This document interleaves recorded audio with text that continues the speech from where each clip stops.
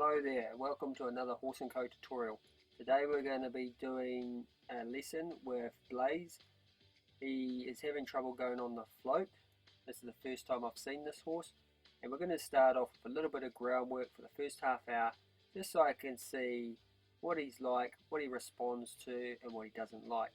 As you can see here, I'm using the stick as an extension of my body. He doesn't tend to like that. Whatever I use is a friendly tool or a driving tool, I need to be able to use as a friendly tool. In this case I'll be using the stick as a driving tool, so I need to be able to use that as a friendly tool as well. You'll notice that his head does go up and he's a little bit shy with this, so I need to keep this in consideration when doing this lesson and work around it and help him get over his fear.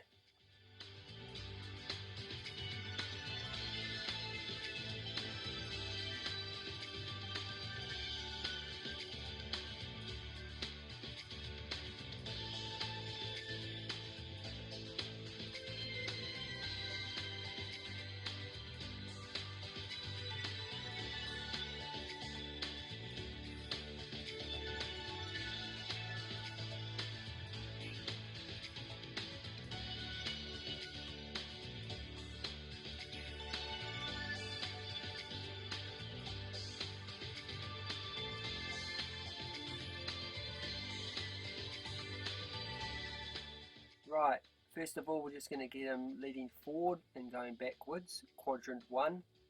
Just working quadrant 1 and stopping and going backwards. Now, as I said before, I noticed that he is a little bit head shy. He does bring the head up a little bit when I put too much pressure on the head. So what I'm going to do is move my backwards pressure to the chest area if I can.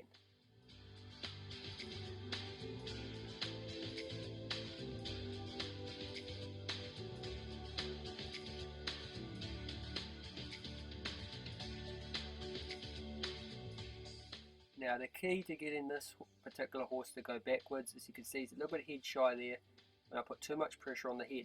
So I need to put my pressure on the chest area. If you don't understand quadrants and what quadrants I'm working and how I'm applying the pressure, you need to watch general information, which will explain to you how I apply the pressure, how I release the pressure, and what quadrants I'm pushing.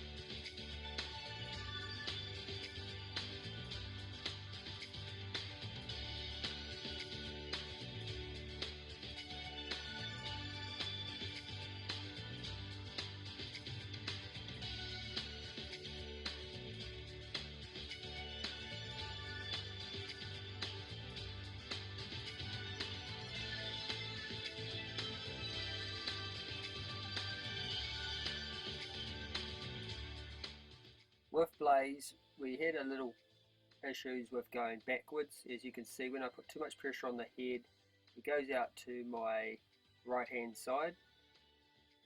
If I put too much more on, it's most likely going to bugger off and drag me down the paddock. So I need to make sure that I do keep his head still, or keep his head straight, sorry, and keep my pressure on the head as less as I can, and try to direct it more to the body using the stick.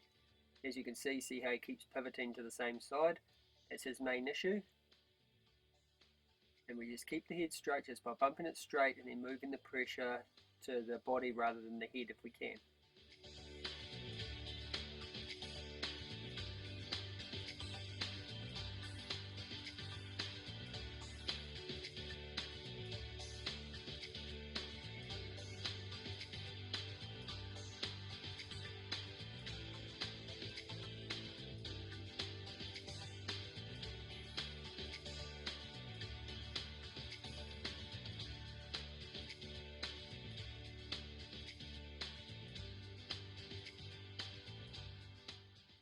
As you're about to see in a minute, I put too much pressure on the head and he tends to always go to the one side, to my left hand side.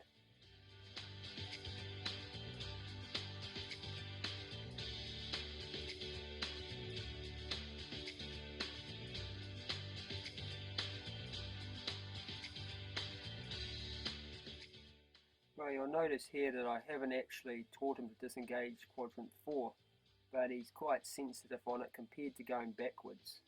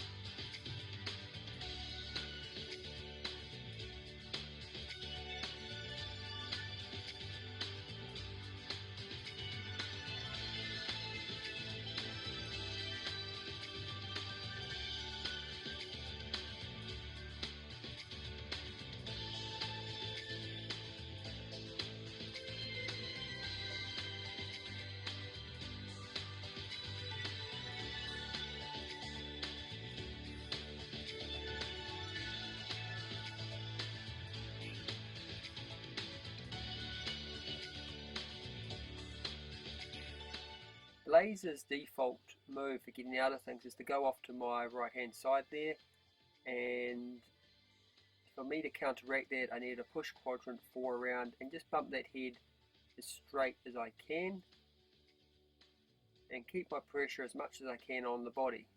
We spend quite a bit of time on this, on the going backwards, because it's the one thing he is finding the hardest out of all the exercises.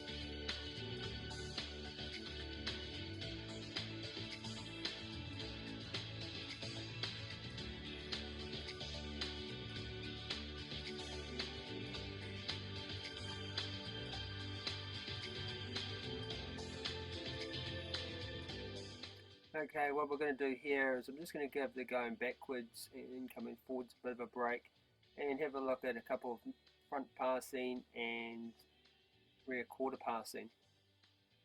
And you'll notice that he picks up on it a lot quicker than what he does with the going backwards and the forwards.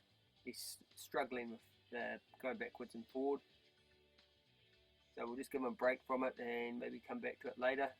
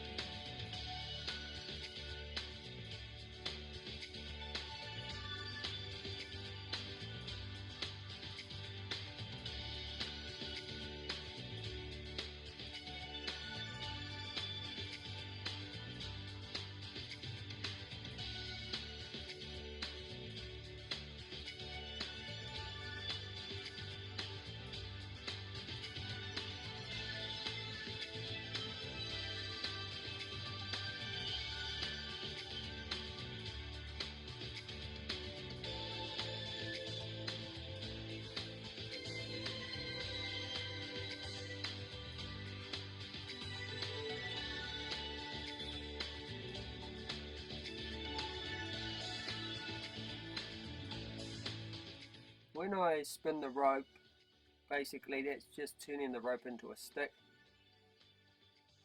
You can do all your training like that. You just need to be a little bit more accurate, that you don't over or accidentally smack the horse too hard.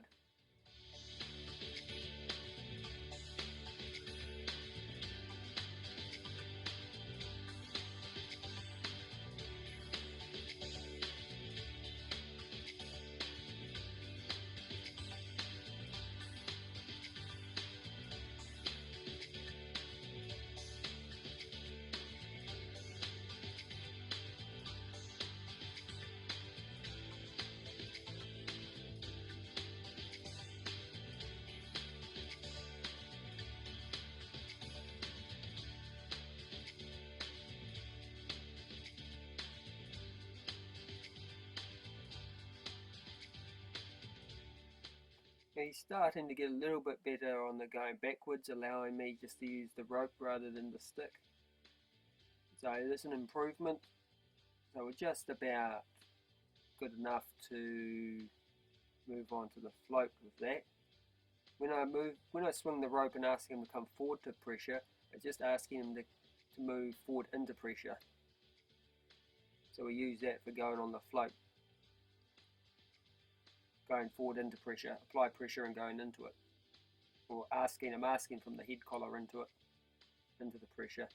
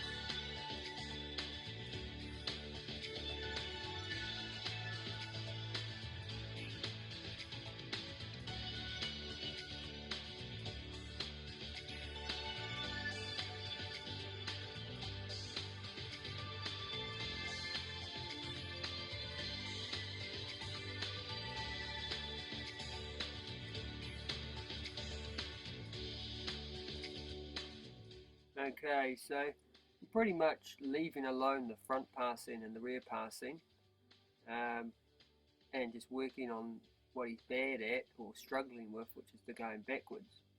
I'm actually gonna skip with this horse, skip doing the side passing, because this is an actual lesson and we need to really stick to a time frame here, and I can see that I can actually get away with not doing that for this particular exercise, which is to get the horse on the float.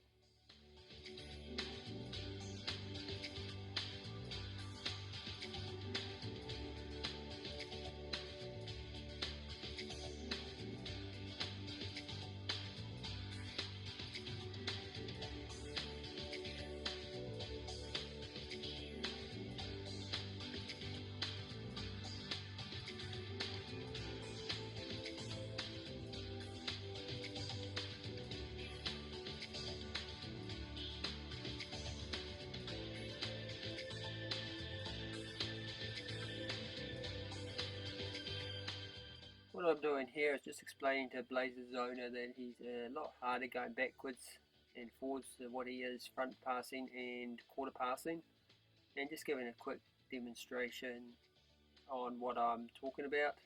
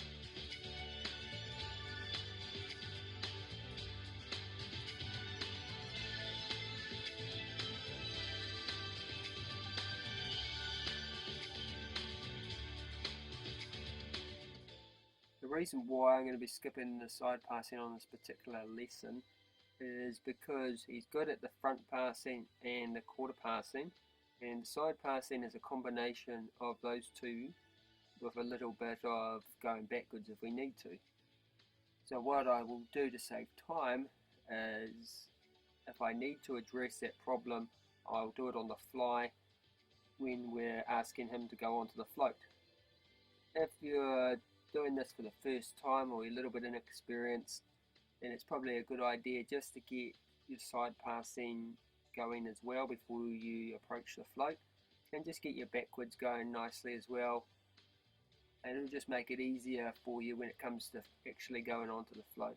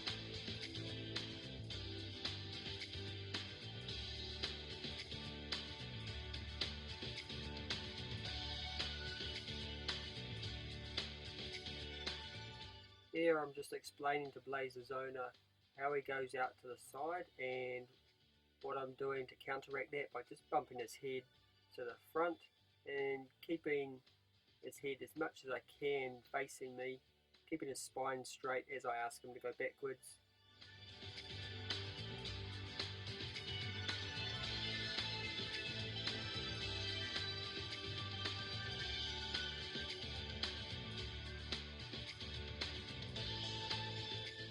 Okay, what I'm just doing here is, when I spin the rope, I know he's going to go out to my right hand side, so I'm just using the rope and the backwards signal, using the rope to try to keep his head straight, just to help keep it straight. Push quadrant 2 across.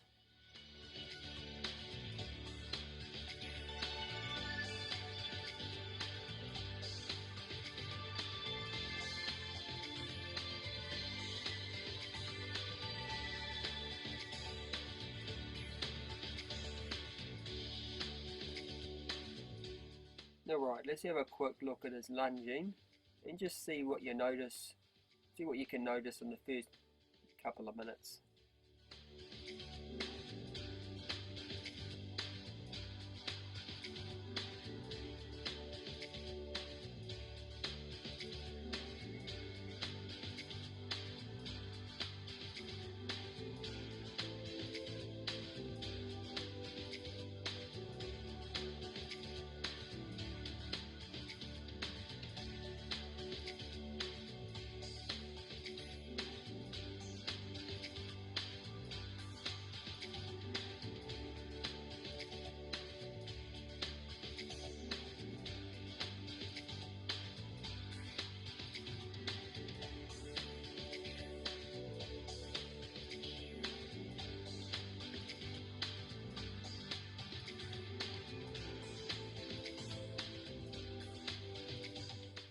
Okay, here we go. You can see that he's much harder going off anti-clockwise, which is off to my left, which he prefers, even when he evades going backwards, to go off to my right.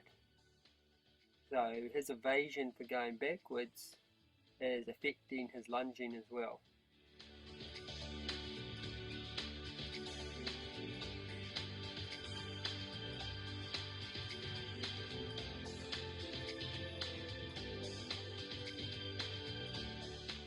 You can see when I'm pushing quadrant 2 away here for the lunge, he's quite stubborn on the near side. Not being too firm, just keeping the pressure on, probably around 2, and when he does move away from it, then just back off.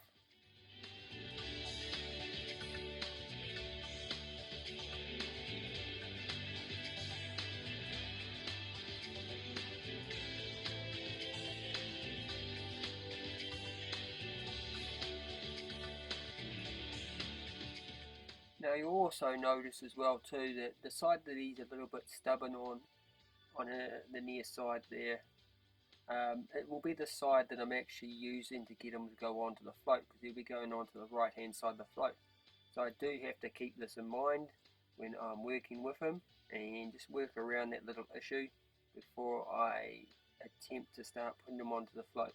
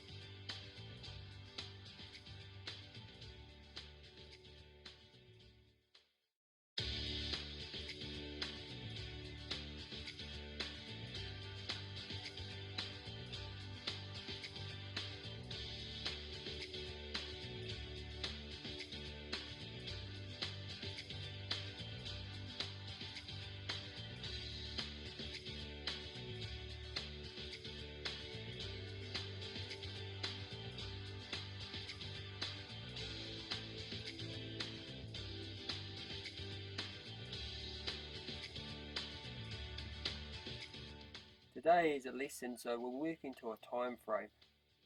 When we're working to a time frame, we just want to keep each exercise to a C, not an A. You might want to get everything to an A and get it really perfect before you start working on going onto the float, and that's fine. It's probably be easier for you. But if we're working to a set time, I can just get the exercise to a C, which is the horse understanding what I want, and then I can do the rest of it on the fly when I'm asking or training to go on to the float.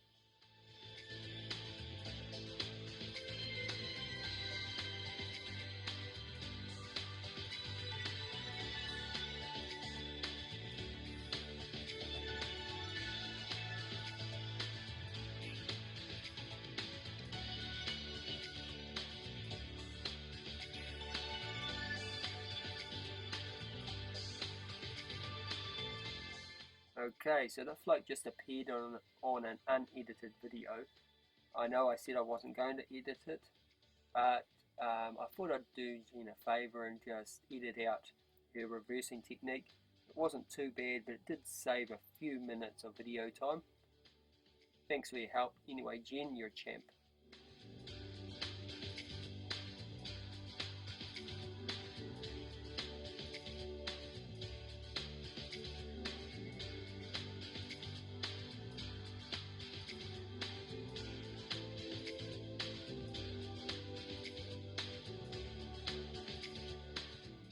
Okay, what I'm doing here is just lunging from one side of the float to the other side of the float, in between myself and the float. The idea here is he has a relaxing area on each side of the float, and to not bump into me when he lunges through from A to B. You'll notice that each time he does it, I'll get a little bit closer to the float and make the gap between myself and the float a little bit tighter. Again, still not allowed to bump into me. If he does bump into me, I'll give him a little flick in quadrant 3 as he goes past, and just to let him know that, hey, that's not what I want. I don't want you to barge into me. So I'll just let you watch this for a bit until I get a little bit closer to the float.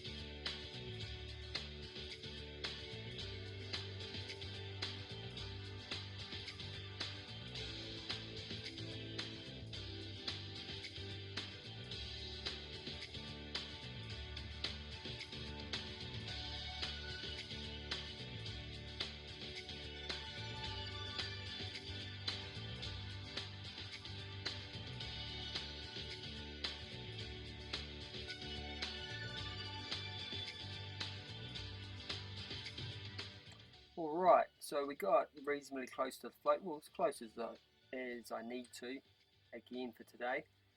So I'm just going to call on Jen. Jen's just going to run in here and adjust the ramp. So we're going to do the same thing with the ramp down this time, but as I get closer to the ramp, I actually want him to go across the ramp.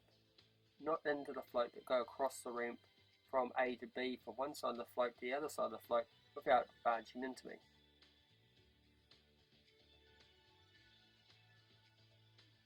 I think Jen's just got to make some adjustments to the float here.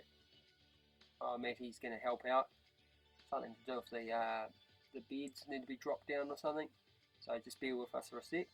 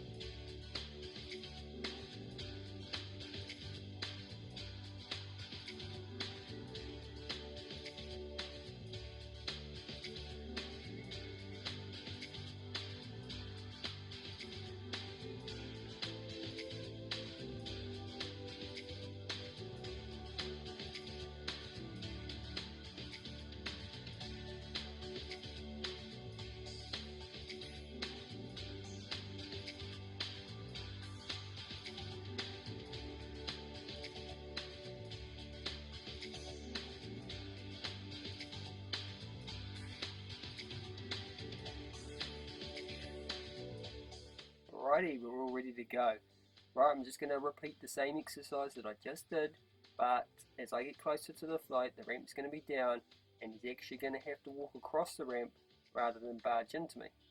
So I'll let you watch this until we get to the end where he goes across the ramp. So we're going from safe zone from the left to the right of the float.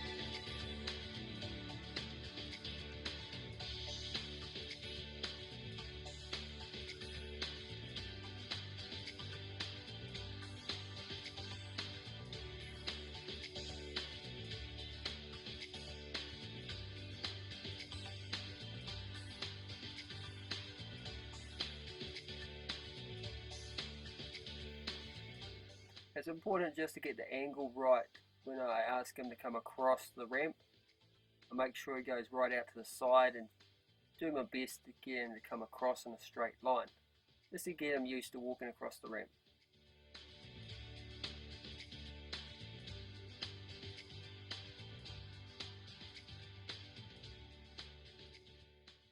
Alright, every horse that you work with is going to have a different break point, and they're not all going to be the same.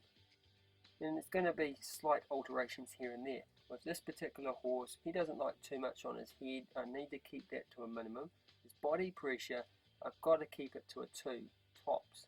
If I went to a 3 or a 4, he's going to basically lose his rag and probably drag me down the paddock. So I need to find that fine line between him listening to me and him not listening to me. If I'm being too soft and being too aggressive, there's a fine line sometimes, and it just takes experience.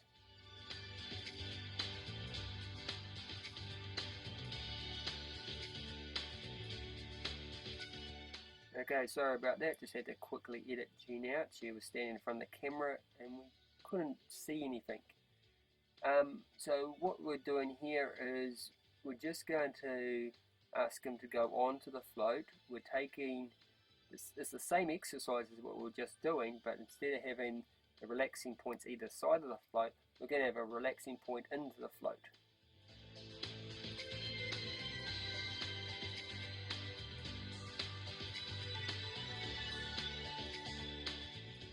Now at the moment I'm just going to ask his front feet to go to a certain point on the ramp.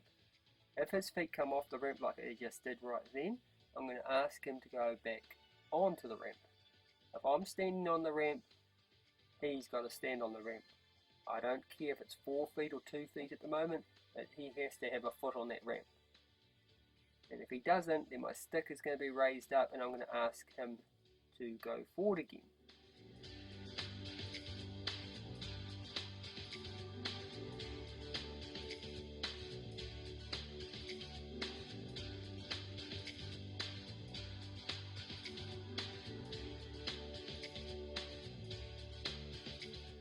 Alright, feet came off the ramp, I'm going to ask the feet to come back on again. He's got to understand that when I'm on the ramp, that he stays on the ramp as well.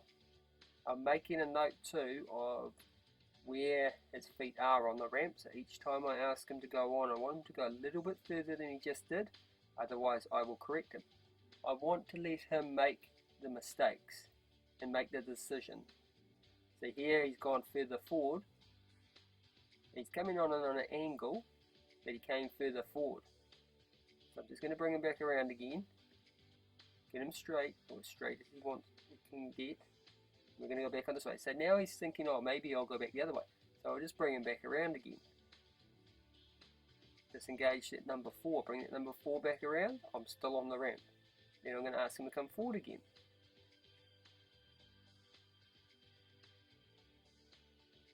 He's got 1 foot on the ramp there, so I'm going to let him get away with that at the moment. But next time I'm going to ask for a little bit more.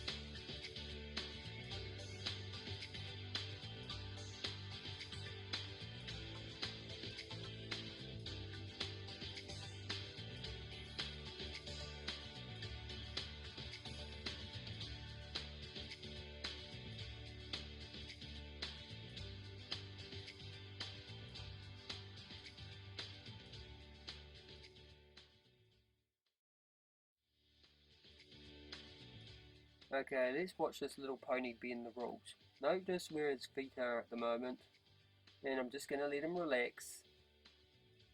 And I'm going to ask him to come off again, but I'm going to ask him to put his feet further forward. And he knows that I'm going to ask him to put his feet a little bit further forward than what they are right now.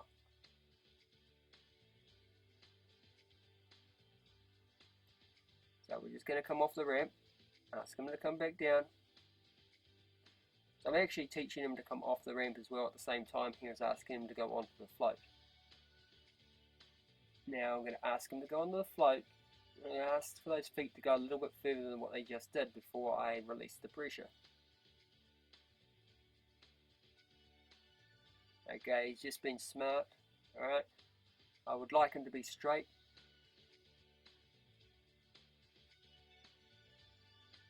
But he's just going to put those feet further forward than what they were, but he's going to stand on an angle. So he's stretching the rules there a little bit, but I have to let him get away with that bit there because he's doing what I wanted, but not quite what I wanted.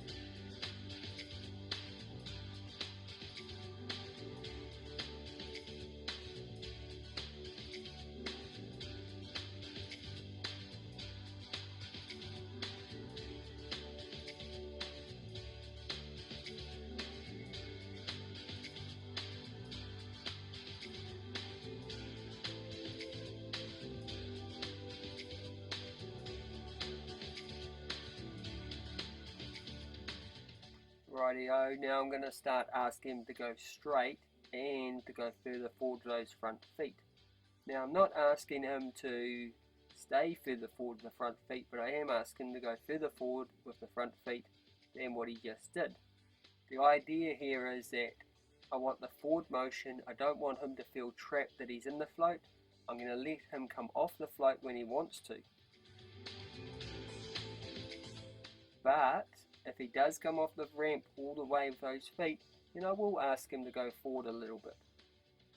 Not all the way into the float, but a bit of forward motion before I take him off the float.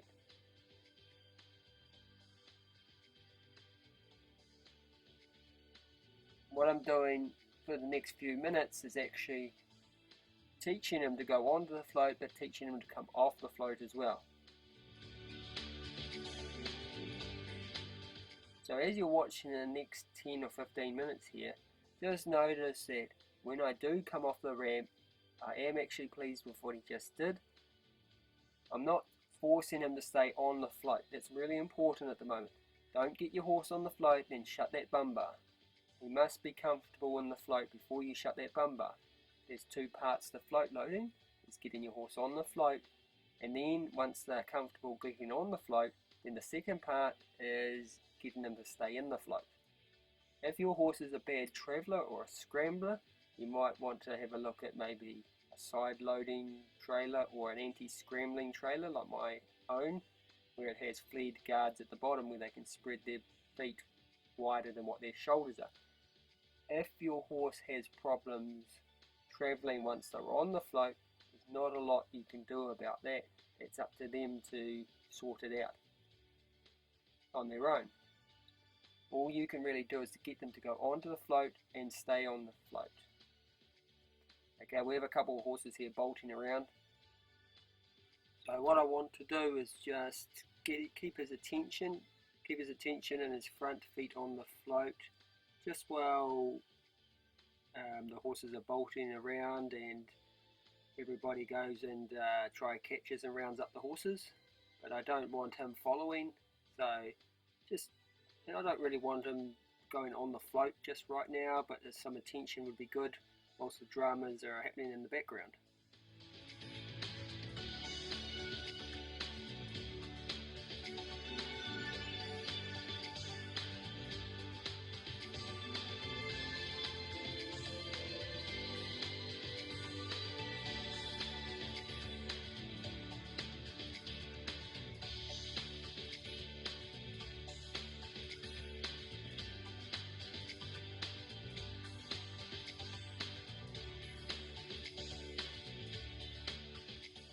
Alright, so I just quickly cut out the bits where the horses are all bolting across the front of the camera, and everybody just running around catching them. So basically I just had them standing here on the ramp while everybody got the horses under control, and then we'll carry on from there.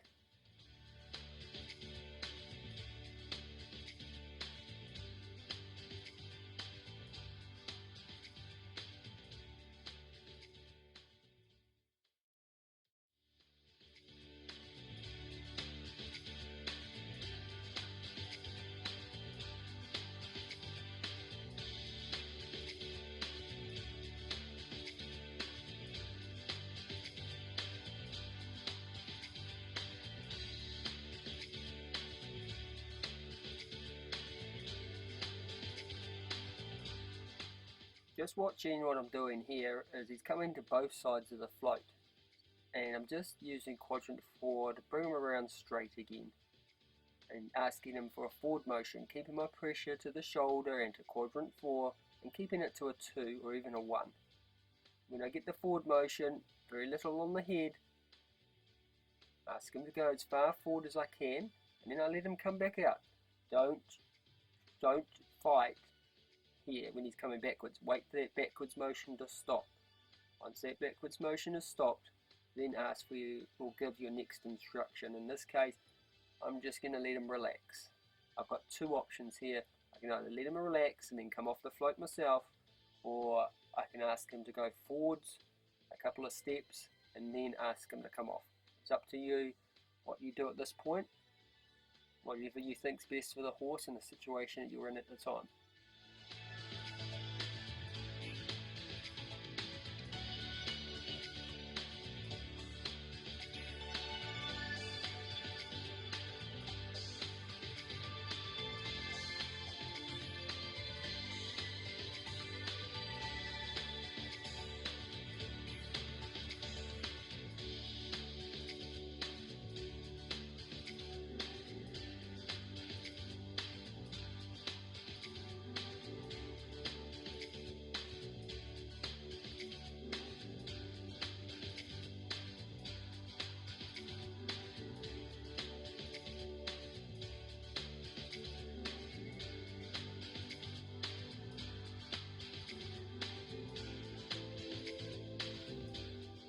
This is important when you're at this stage, is to not put too much pressure on,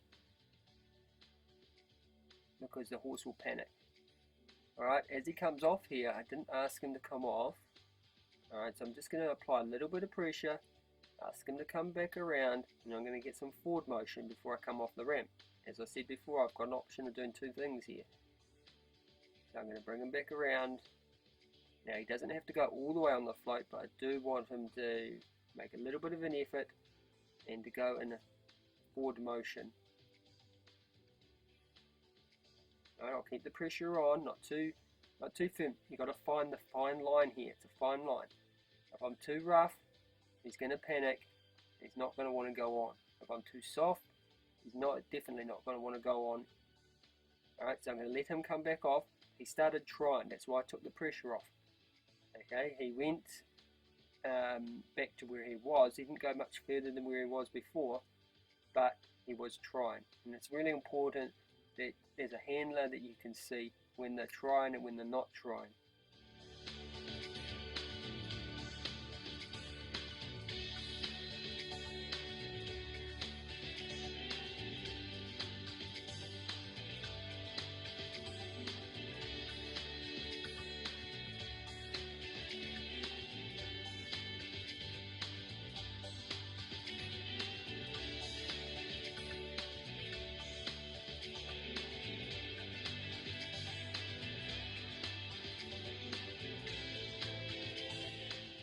Alright, so if he goes onto the float to where I wanted him to go, it comes back when I didn't want him to, I give him a couple of taps on the quadrant 5, just to let him know, hey, that's not what I wanted you to do, but I'm not going to force you to stay in there.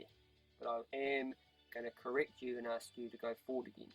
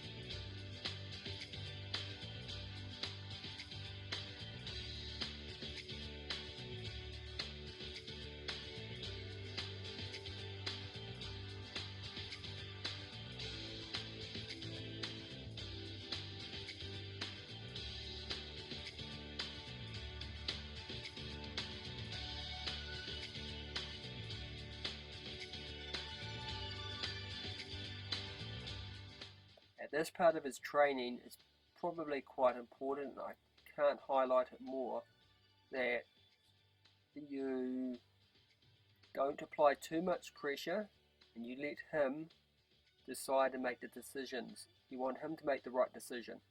Alright? See, most people, if you've got them on the float that far, right the way in, you would be tempted just to shut that ramp or shut that bar and lock them in there. That's probably one of the worst decisions you can make. Alright, he's got to be comfortable standing in there, and he's got to understand that when I tap on that bum, even if you're coming back, you go forward. Alright, I don't want him to feel as though he's trapped in there, but I want him to make the right decision and want to go in there. If I can get that, he will never have any more float loading problems again. The worst and the hardest part of training any horse, even with float loading or any form of groundwork or riding, usually 99% of the time, the hardest obstacle you're going to come across is yourself. It's a matter of keeping your cool, understanding and listening to the horse on what they need or want, and for you to be a leader and not a dictator. The horse will need a leader, but it definitely does not need a dictator. If you start dictating to the horse and being too aggressive, you're going to end up with multiple problems.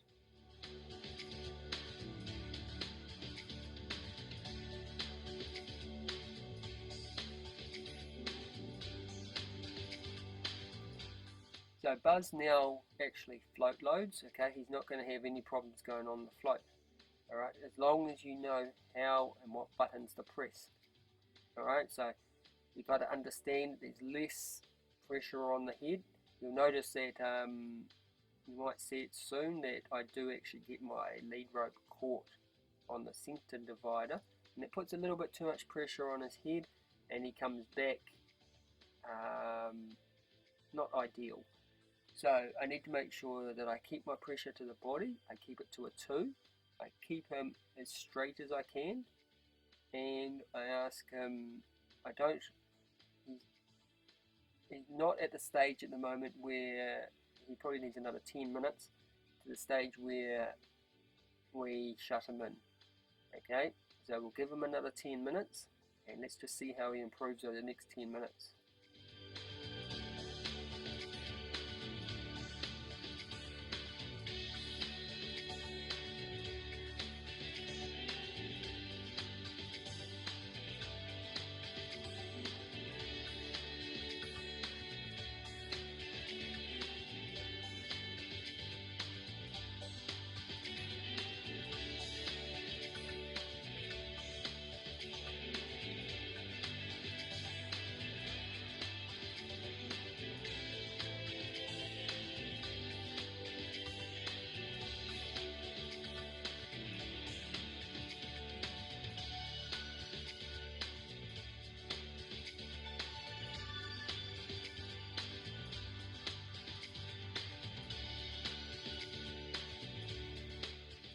The other thing that I do need to highlight is practice.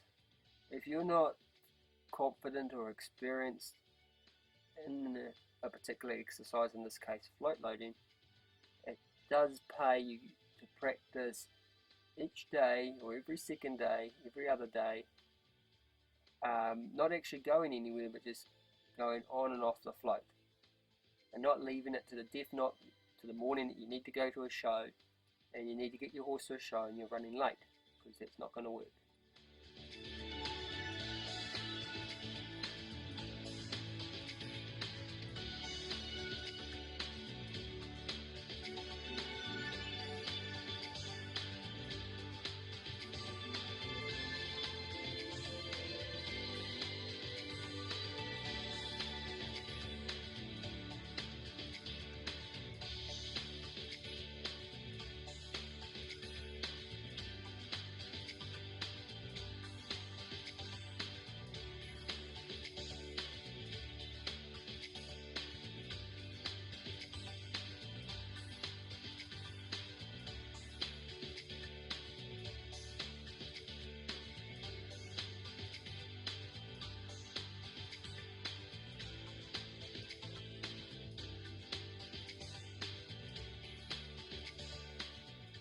Just watching here that I don't put too much. It'd be pretty tempting now just to be a little bit harder on that pressure and just push him that little extra room there. But I don't want to. I let him go backwards and then I ask him to come forward again.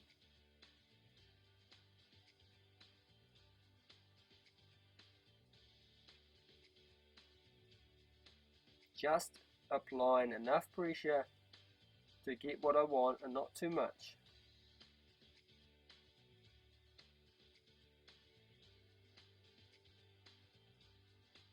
So I'm going to ask him if he stuffs it up, which he does, then I'm going to correct him.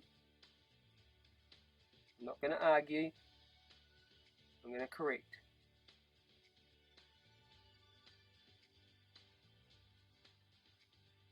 Right, he went a little bit further than what he just did before.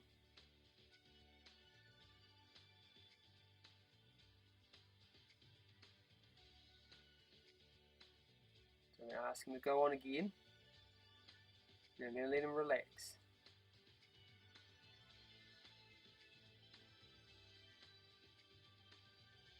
And ask him to come off.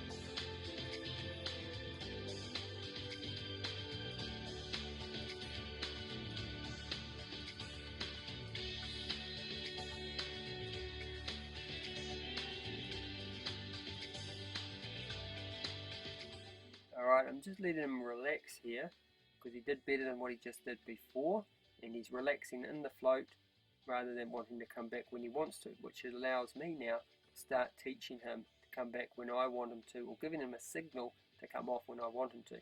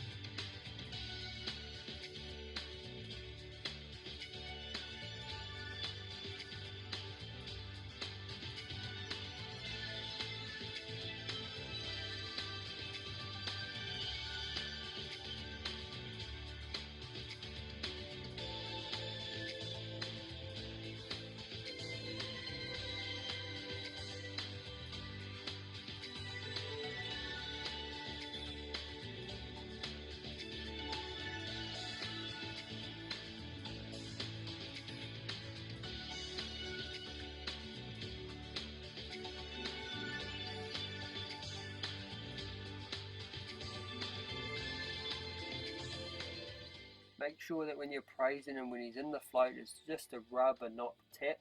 Okay, tapping means to go forward, or it's a signal that you want something from him. Just rubbing is you're just asking him to relax.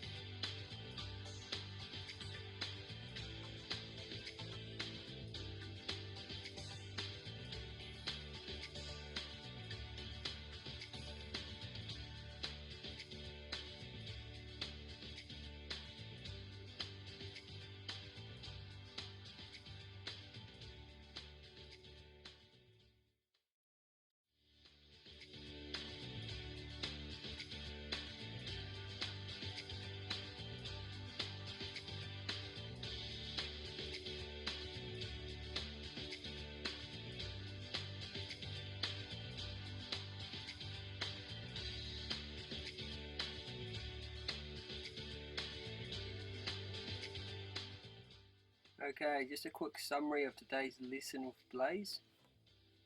Needs work with going backwards, okay, a little bit stubborn there. Quadrants we're using to go on the float. There's very little guidance on the head. We're asking working quadrant 2, we're asking him to come forward from the shoulder. When he comes forward far enough, we then move our pressure back to quadrant 5. He's now at the stage now where he's ready to be taught to come off exactly how we want him to. We need to give him a signal, whatever that signal may be. My signal usually is just slide down and have a little, and slightly put a bit of pressure to the inside of the hind leg to ask my horse to come off the float. And then once he's got that, then he's ready to be shut in. Shutting the horse in, or stage 2 of the float loading process. If you're up to here right now doing this right like this, you've probably got about another half an hour of lessons to go, and that'll just get your horse standing in the float nicely. As you can see, standing in there quite nice, quite relaxed, and at this stage he's ready to finish his lesson and move on to the next stage, which would be the next lesson, maybe tomorrow or maybe even next week, where you start teaching him to stand in the float.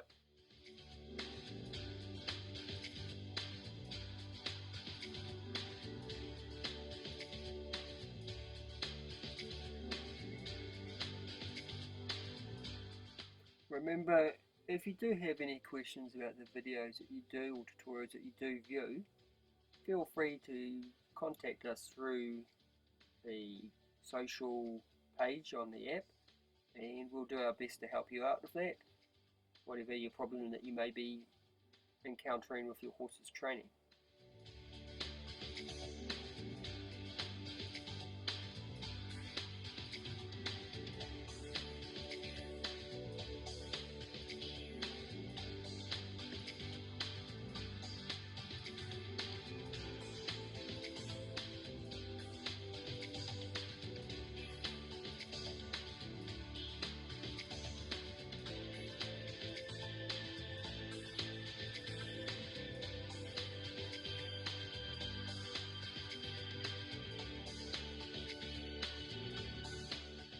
So thank you for watching this tutorial of float loading Blaze part 1, and we'd like to see you in part 2, where we teach Blaze to stay in the float.